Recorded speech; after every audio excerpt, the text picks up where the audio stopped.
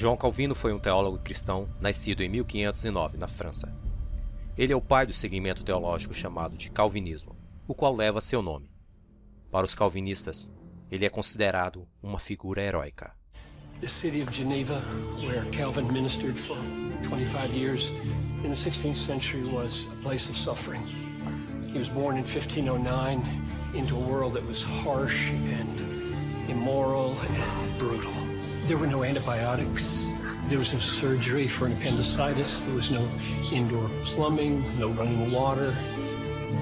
The immorality in the city was rampant. There was a law in Geneva when Calvin came that you could only have one mistress. And the brutality, imagine getting a letter from a family whose son had died because he was burned alive for something you taught him. So Calvin did his ministry, forged his theology in a city of suffering and harshness and brutality and immorality, and the way he did it was by the daily exposition of the Word of God, and light broke out of darkness and gave hope to a suffering people. And that's the way it's been happening ever since, with doctrines of the Reformation running and triumphing over the darkness throughout the world through the expository preaching of God's Word. So that's my longing for all of us who preach the Word. Mas tanto João Calvino quanto o calvinismo escondem fatos obscuros e terríveis. Fatos estes que muitas vezes são evitados por seus seguidores.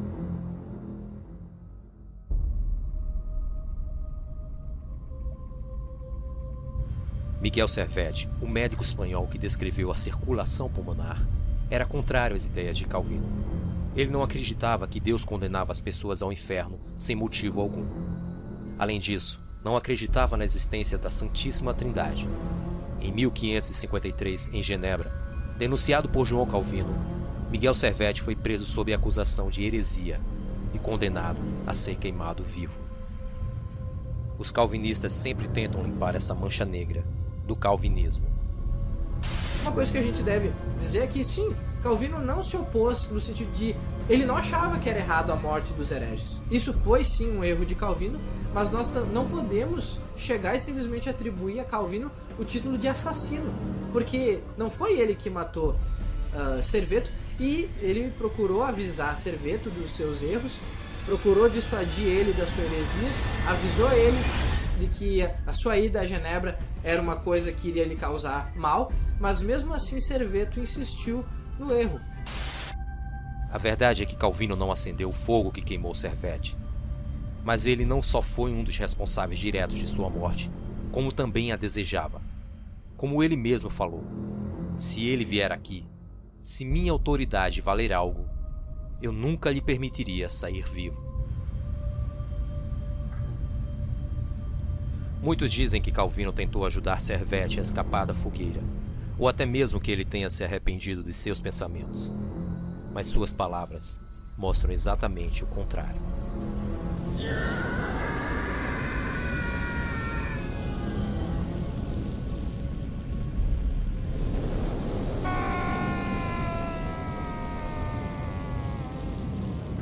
Após a morte de Serveto, Calvino escreveu: quem sustenta que é errado punir hereges e blasfemadores, pois nos tornamos cúmplices de seus crimes. Não se trata aqui da autoridade do homem, é Deus que fala.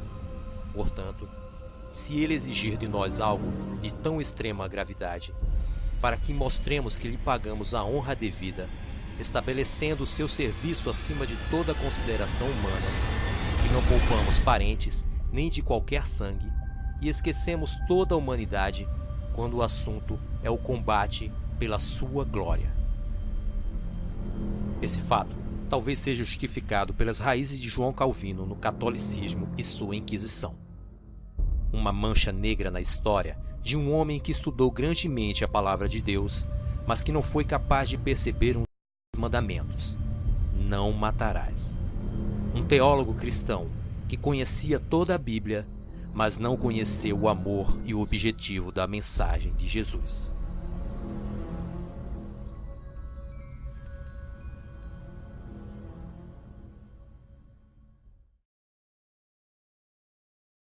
Quando os seguidores do teólogo Jacó Armínio apresentaram suas ideias opostas ao calvinismo, criando assim o arminianismo, os seguidores de Calvino, como forma de rebater essas ideias, surgiram com os 5 pontos calvinistas, que na maior parte contrariavam os pontos arminianos. Depravação total. O homem é totalmente mau, incapaz de fazer o bem. Eleição incondicional. Deus separou alguns para o céu e outros para o inferno. Expiação limitada. Jesus não morreu por todos, e sim por um grupo específico. Graça irresistível. A pessoa não pode negar a salvação de forma alguma. Perseverança dos santos. É impossível perder a salvação. Uma vez salvo, salvo para sempre. A divergência do calvinismo começa por sua não crença no livre-arbítrio.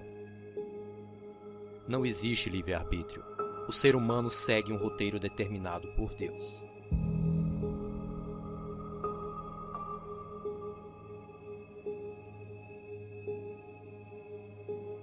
Para os calvinistas, o livre-arbítrio fere a soberania de Deus. Logo, para eles, o homem não pode tomar decisões próprias.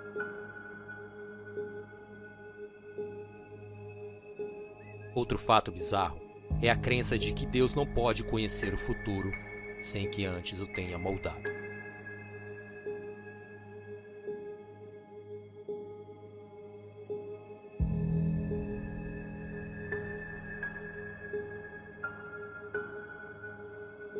A obra máxima do calvinismo são os escritos de João Calvino, chamados de Institutas da Religião Cristã, um conjunto de ideias e regras tão contraditórios quanto seu autor. As Institutas, no livro 1, capítulo 18, artigo 3º, Calvino diz uma coisa que eu não sei de onde ele tirou isso, ele diz: Deus quer que se faça aquilo que ele, Deus, proíbe fazer.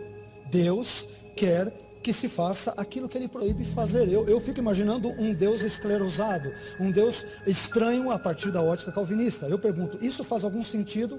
Deus está correto ao querer que façamos algo que ele mesmo proíbe?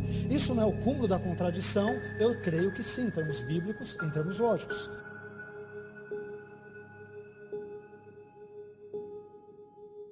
Agora, tem outros 2 trechos das Institutas que me deixam absolutamente perturbados, e só para dizer para os telespectadores, Calvino é um dos maiores motivos de eu não ser calvinista. As Institutas, os cânones de Dort, todos os escritos, normalmente calvinistas, justamente por essa visão determinista de Deus. As Institutas, no livro 1, capítulo 16, artigo 9, veja só a ilustração de Calvino, uma coisa terrível. Diz Calvino: imaginemos, por exemplo, um mercador, um comerciante, que tendo adentrado regiões selvagens na companhia de homens de confiança, afaste-se imprudentemente dos sócios, ou seja, dos companheiros, e que tal erro o leve a ser roubado e morto, latrocínio, roubo seguido de morte. Aí vem a máxima de Calvino. A sua morte, a morte desse sujeito, não foi apenas prevista pelo olho de Deus, mas também determinada por seu decreto. Deus, ele é autor do latrocínio, eu não tenho como chegar a outra conclusão.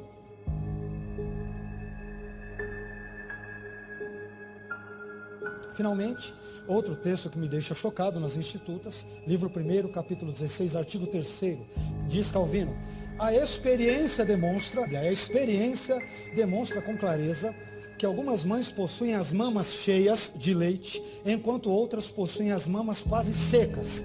Por que isso acontece, diz Calvino? Ele explica: de acordo com a vontade de Deus, de alimentar este bebê de forma mais abundante e aquele bebê de forma mais parcamente.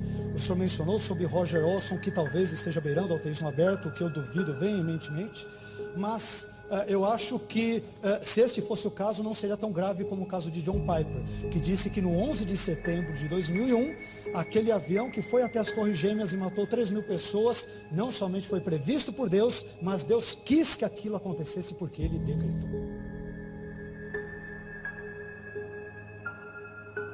Como o próprio Calvino afirmou, não existe permissão de Deus. Tudo foi por ele predeterminado. Isso faz o diabo um aliado de Deus.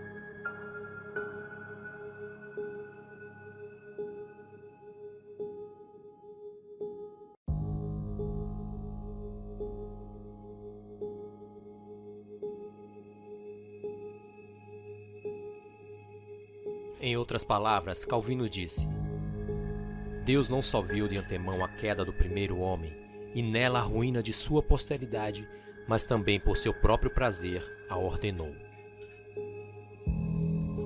Porque na realidade, na questão da queda, Deus não somente permitiu. Ele foi lá e fez um jardim. Ele foi lá e fez uma mulher. Ele foi lá e colocou uma árvore. Ele foi lá e fez uma proibição. Ele agiu. Tudo isso sabendo de antemão que o homem iria cair. Isso é permissão? Mas a diferença Então, é que ele permite. Isso é permissão? Ele empurrou. A diferença né? é que ele dá chance de arrependimento Que para chance, todos. que chance. Isso Ele muda sabia que iria tudo. acontecer. Ele Isso sabia muda que ia tudo. acontecer. Que chance é essa? Que chance eles tinham?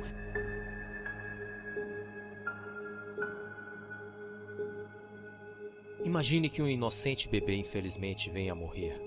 E pior ainda, ele seja mandado para o inferno. Você acharia justo? Mas espere, o pior ainda vem.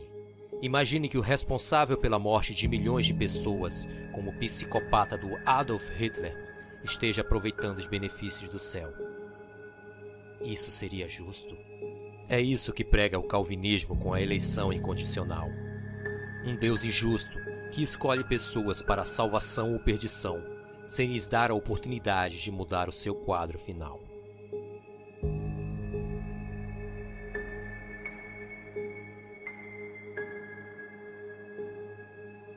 Você veja que o calvinismo tem um sério problema com a questão do amor em relação a Deus. Porque se Deus ama,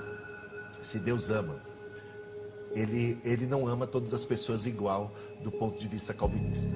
Ele amou a uns para conceder-lhes salvação de modo incondicional, que ele poderia conceder, segundo o ponto de vista calvinista, a quem ele bem entendesse, que não há condição alguma de fé, de qualquer coisa que esteja no homem. Então Deus escolhe um punhado, né? E a grande maioria da humanidade ele simplesmente ignora e deixa e abandona. Como Deus ama a esses? Segundo Calvino, segundo os calvinistas, Deus ama essa grande multidão de perdidos, de réprobos, que ele reprovou, que ele ignorou. Ele ama no sentido de fazer chover sobre eles, de dar vida, de dar pão, né? Dando coisas. Agora, que tipo e que espécie de amor é este? Quando nós bem sabemos nas palavras de Jesus que do que vale ganhar o mundo inteiro, ainda que recebêssemos de Deus todas as benesses possíveis, fôssemos milionários, cheios de saúde, cheios de riqueza, isso seria um grande engodo, quando de fato Deus não nos concedeu a vida eterna. Do que vale ganhar o mundo inteiro e perder a alma. Então, a espécie de amor que Deus tem pela grande maioria da humanidade, segundo o ponto de vista calvinista, é um amor cruel. É um amor que, segundo João Wesley, um amor de dar arrepios, quando a gente pensa nessa espécie de amor, de gelar o nosso sangue. Por quê? Porque podendo salvar as pessoas, as abandona e as entrega a si próprias, a sua condenação, enquanto outros ele ama de modo especial. Então Deus seria do tipo que faz acepção de pessoas e ainda obriga nós, os cristãos, a amarmos como ele nunca amou. Porque Deus diz que nós devemos amar os nossos inimigos, né? E Deus não amou a todos igualmente, segundo o ponto de vista calvinista. Este é o maior calcanhar de Aquiles do ponto de vista calvinista e, para mim, insuperável. Outro é que faz de Deus essa ideia de soberania tão plena, tão absoluta, faz de Deus o autor do mal. E o único jeito de você escapar da conclusão de que para que Deus não seja o autor do mal, é entender que Deus criou e deu liberdade aos seres humanos, e os seres humanos tiveram espaço para o exercício das suas liberdades e pecaram e erraram, e o mal existe como uma consequência disto.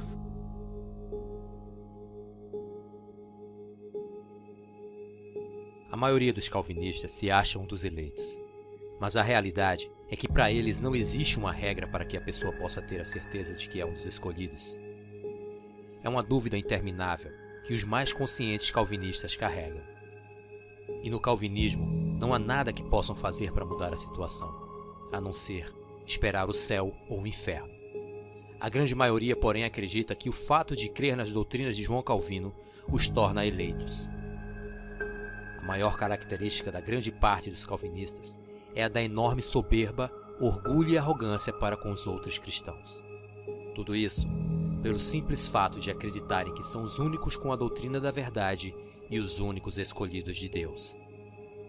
E essa grande parcela está longe de demonstrar o verdadeiro sentido da mensagem do amor de Cristo.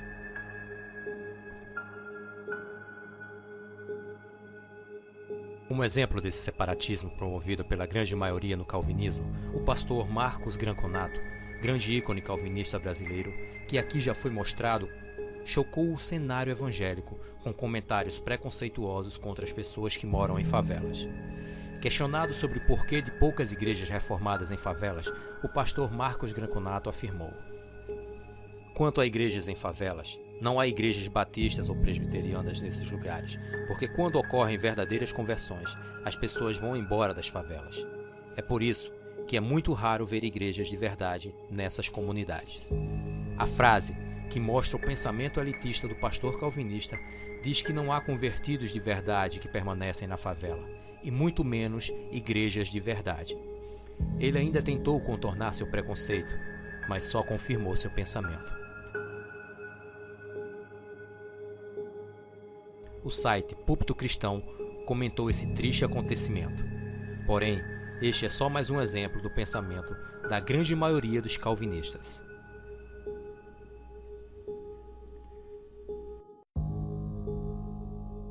O texto bíblico mais usado pelos calvinistas é o de Romanos 9. Segundo o calvinismo, esse capítulo é a prova de que Deus escolhe quem Ele quer para a salvação ou para o inferno. O versículo usado é: como está escrito, amei a Jacó e odiei a Esaú. Que diremos, pois? Que há injustiça da parte de Deus? De maneira nenhuma. Romanos 9, 13 e 14. Não agiu. É a sua soberania. Nós entendemos, nós que cremos na soteriologia calvinista, que Deus é Deus. E louvado seja Deus por sua graça e louvado seja Deus por sua ira. Porque em tudo isso Ele manifesta os seus propósitos soberanos. Agora, eu não posso transformar Deus naquilo que eu quero. Deus não esmoler, Deus em alguém que está ali pedindo, implorando para que todos creiam nele. Não, Deus é soberano, Deus é Deus. Ele age conforme a sua graça soberana. Alguns Ele escolheu para a salvação. Romanos 9 é claro em dizer isso, outros não. Agora, quem acha ruim com isso, tem que discutir com Deus. É o que está na Escritura. Basta ser alfabetizado, ler o que está no texto, aceitar o que está no texto e então crer nisso pela fé. Não tem outro jeito. Mas como veremos a seguir, tanto este versículo como todo o capítulo de Romanos 9 é erroneamente interpretado pelos calvinistas. Quem são Esaú e Jacó para Calvino e Armínio? Aqui a distinção é profunda.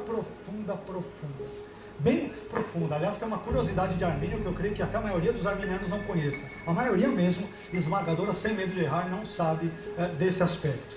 Olha que interessante. Segundo Calvino, quem são Esaú e Jacó? Não devemos duvidar de que Jacó foi incorporado a Cristo para ser companheiro dos anjos na vida celestial. Jacó é, pois, o eleito incondicionalmente ou arbitrariamente. E Esaú, rejeitado.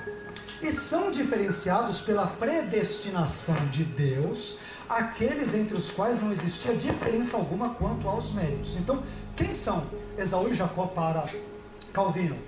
Respectivamente, Esaú é aquele que foi predestinado para a perdição e Jacó para a salvação.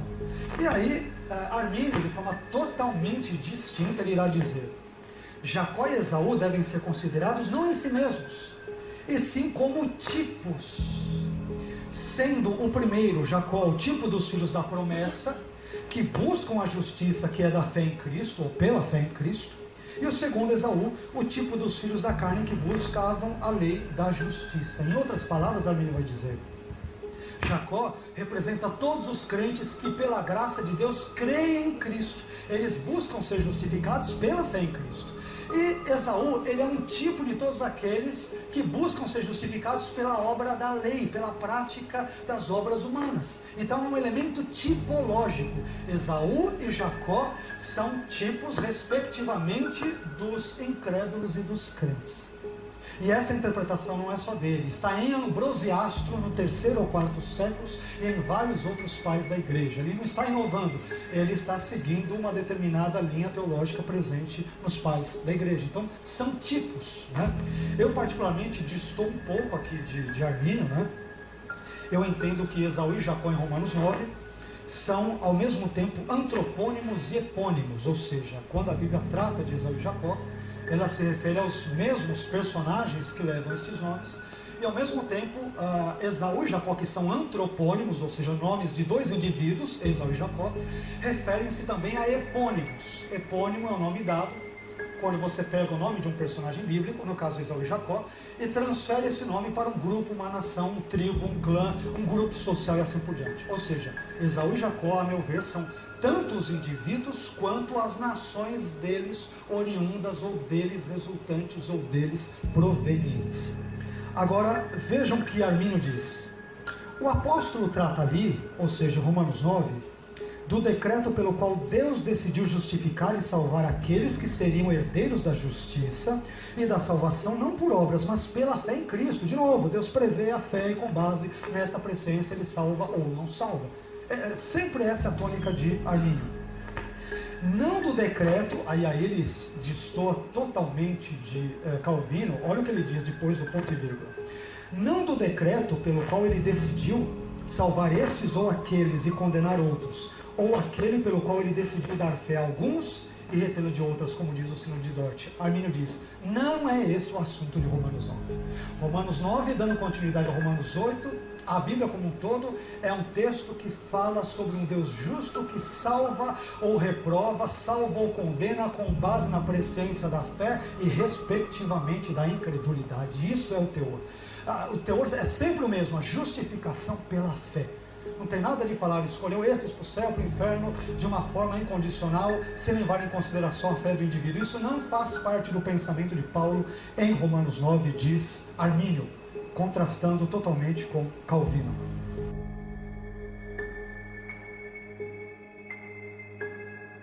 Os problemas do calvinismo estão no simples fato de negarem o livre-arbítrio. Com essa crença, acumulam diversos problemas e contradições, como a descaracterização do arrependimento, uma vez que o homem só faz o que é determinado por Deus, perda do sentido da oração a Deus, já que a mesma não produz efeitos quando tudo já está determinado, o fato de não responder se Deus é bom ou mau, se Deus é realmente justo, se o diabo é inimigo ou aliado de Deus, dúvidas da própria salvação, entre outras centenas de questões que o calvinismo não responde ou tenta evitar. E é claro que por mais que você tente compatibilizar que Deus decreta a ação do diabo e que o próprio Deus não tem culpa, né, vai deixar, por exemplo, se você ler Nietzsche, ele escreveu o Anticristo, vai deixar Nietzsche furioso. Por quê? Porque é uma questão lógica. Se Deus decreta, Deus é responsável. Se Deus é responsável, Ele é autor do pecado. John Wesley chegou a essa conclusão. Vários outros teólogos, desde a antiguidade, o Concílio de Orange, já havia chegado nessa conclusão. E é interessante observar que isso é uma questão bíblica. Eu li a Bíblia 2 vezes sozinho, sem teologia. E eu sempre entendi que Deus nunca poderia ser responsável pelas coisas erradas que acontecem na minha vida. Eu é que tomei escolhas erradas, é você que toma suas escolhas equivocadas, e isso te leva a um problema, a um beco sem saída. Com relação ao diabo, são muitas vezes nós que damos legalidade para ele agir na nossa vida. Não é porque Deus decretou, porque Deus ordenou, porque Deus mandou. Então esse é o ponto de vista básico, não só arminiano, mas de várias visões teológicas, inclusive luterana. Os luteranos também têm um pouquinho desse viés, né? Embora Lutero vai dizer que o diabo é o diabo de Deus, mas ele tem esse viés também. Então é uma questão que a gente quer abordar aqui, é isso, porque não há como fugirmos da realidade. A gente tem que aceitar, cada religião tem que aceitar o seu profeta. E os calvinistas, não estou falando aqui do pastor propriamente dito, mas os calvinistas eles têm que assumir João Calvino, ou dizer que não são calvinistas, é qualquer outra coisa. Porque se você é calvinista, você tem que aceitar o seu profeta, que se chama João Calvino. Porque, segundo, e com todo respeito ao pensamento do pastor Marcos, segundo o posicionamento dele, Deus, na minha concepção, seria muito injusto em condenar aquele que sequer ele deu a chance de salvar. Se ele escolhe um para a salvação, escolhe outro para a perdição, Deus seria, no mínimo, injusto, porque condena uns sem sequer ter dado a este a oportunidade de salvação. Na nossa concepção, segundo o pensamento arminiano, Deus ele escolhe, ele elege com base na sua presciência. Ele dá o chamado para a salvação é universal. Segundo o pensamento do pastor Marcos, alguns que estão nos ouvindo nesse momento, nos vendo pela televisão, não foram chamados para a salvação. E por mais que você queira, você não terá oportunidade. Segundo o pensamento do pastor Marcos, na minha concepção, o chamado para a salvação é universal. Vinde a mim, todos que estáis cansados e sobrecarregados, e eu vos aliviarei. O chamado é universal. Você que está nos ouvindo também tem oportunidade de salvação. O que vai determinar a nossa salvação não é o nosso mérito, a nossa capacidade de nos auto-justificar diante de Deus, porque somos incapazes de tal feito.